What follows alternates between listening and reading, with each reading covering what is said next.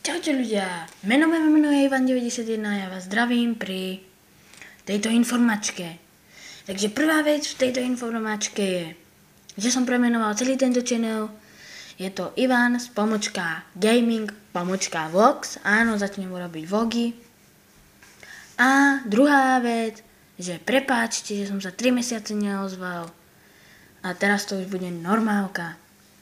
Akurát som točil inšiu informačku, no na tento istý channel, lenže tam by ste ma nevideli a seklo sa mi to v renderte, čiže musím to takto narýchlo.